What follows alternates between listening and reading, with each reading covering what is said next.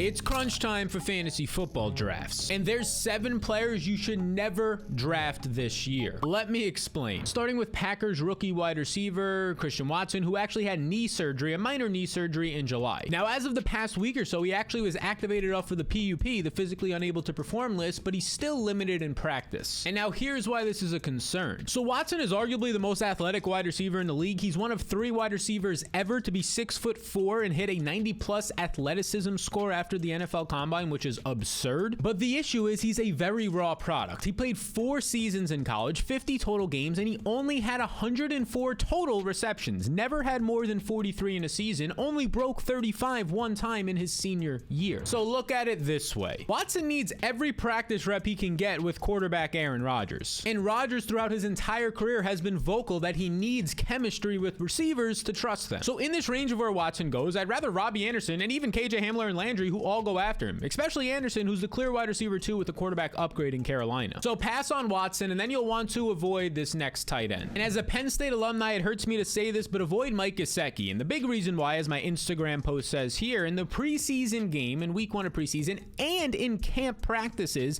Gesicki is being primarily used as an inline blocking tight end and not as much as a slot wide receiver tight end. And here's why this is terrible news. Gesicki led all tight ends in slot snaps last year. He's basically a slot wide receiver. He had 412 slot snaps. And this heavily contributed to him seeing the 4th most targets and a career high 111 last year, 6.5 per game. But now Tyreek Hill is in town and they're using him more as an inline blocker, which new coach Mike McDaniel did a lot with George Kittle in San Francisco. But the issue is Mike Gesicki is nowhere near as good of a blocker as Kittle, and that's a concern. Plus, not only is Tyreek Hill in town, but he was a top 5 slot wide receiver last year in terms of his production from the slot, which means he's going to absolutely annihilate Mike Gesicki's usage there. So fade Gesicki in this range, take guys like Cole Kmet instead, and then pass on this next running back. So here's the scoop. The Raiders are expected to cycle through 2 to 3 running backs based on camp reports, depending on the situation, which is obviously awful news for Josh Jacobs. And now this isn't too surprising because their new head coach is Josh McDaniel from New England, and we know how chaotic and hard to predict that backfield has been over the years. So here's what you need to know. The Raiders drafted 4th rounder Zamir White, and apparently he's going to rotate in with Josh Jacobs on early down usage. And veteran Kenyon Drake is back from injury and expected to be the 3rd down pass catching back, and we saw this in week 1 of the preseason as he took the 3rd down snaps. So Josh Jacobs currently goes as a top 25 running back, but this is a mistake. And now let's talk about another running back that has some concerns. And this man is in the Buffalo Bills backfield, and the Bills are expected to use 2 to 3 running backs this year, which is going to hurt starter Devin Singletary. Singletary currently goes as the first Bills back off the board in drafts, and let's discuss this a little more. Last year, over the final 6 weeks of the season, and even into the postseason, Devin Singletary was a top 10 running back. He was actually 3rd overall from weeks 12 to week 18. But since last year, the Bills have drafted 2nd round rookie running back James Cook, who's an explosive, dynamic, pass-catching back. He can do it all. But that's not all, because 3rd-year player Zach Moss has also been seeing more reps in camp with the first team, and he's reportedly the best pass protector, and you should expect to see him on the field this year with Josh Allen. So that's not good news for Devin Singletary at his current ADP, but at least we saw him not play with the Bills starters. He rested for the first preseason game, which gives us a little bit of hope that he's at least a running back 1 in this 3-headed backfield, but it's still a 3-headed backfield. So just steer clear of Singletary and then run far away from this next running back. And that would be Chiefs running back Ronald Jones, who is currently practicing with the 3rd team offense as the running back 4 on his own team. Now, this isn't a total surprise that he's falling down the depth chart because not a lot of teams wanted to invest in him. Not a lot of teams thought he was good, including the Chiefs, who gave him less than $1 million in guaranteed money for this 1-year deal. So here's what this means. Ronald Jones is simply put a potential cut candidate. Yet he's currently drafted as a top 45 running back currently as the 44th back off the board. This makes no sense. And let's look at why this is happening. His competition. The other running backs on Kansas City, you have the clear RB1 in Clyde Edwards-Helaire, but then there's the 7th rounder who is basically stealing Ronald Jones' job, and Isaiah Pacheco, who's an elite athlete. He has great size. He can catch the ball. He can pass protect. This dude is taking his job. And then reports out of camp are that Jerick McKinnon is also ahead of Ronald Jones because of his ability to be used as a pass catcher. So out of all the players we're talking about, stay the furthest away from Ronald Jones. And also avoid this next rookie running back. And that would be the Chargers rookie Isaiah Spiller, who's currently in a 3-headed backfield for the backup job in Chargers camp. There's currently 3 running backs in Joshua Kelly, Isaiah Spiller, and Larry Roundtree, who have all seen first team reps in camp, but Spiller has been operating as the running back 4. So here's what you should know about Isaiah Spiller. Spiller was taken in the 4th round of the NFL draft, and in all 3 college seasons, when you factor in his receiving game work, he actually went over 1,100 100 yards each season, so good production. And given that he only played 3 seasons, yes, he left college as a junior, meaning he was an early declarer, which is a great sign for NFL potential success. But there's a couple of big issues, and those all stem around his athleticism. I mean, these athletic measures, and the reason he fell instead of being a second or third round running back to the 4th round of the draft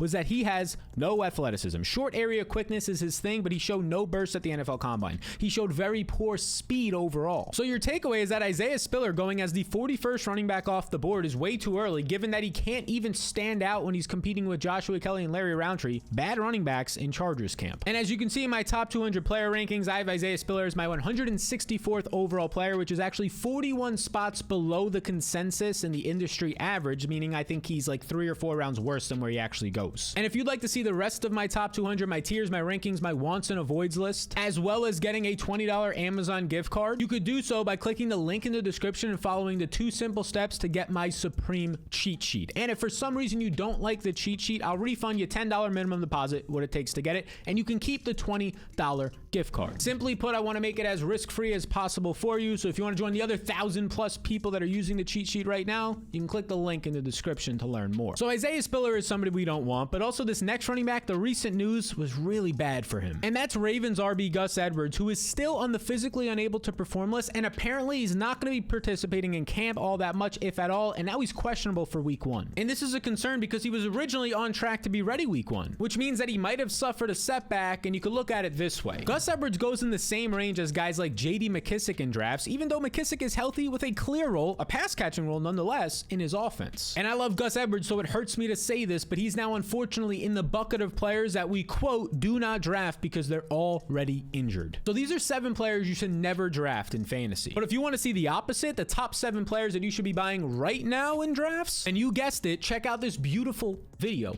right here. And number 1 in that video is likely going to surprise you. By the way, if you're not already, 60% of you aren't, hit the subscribe button.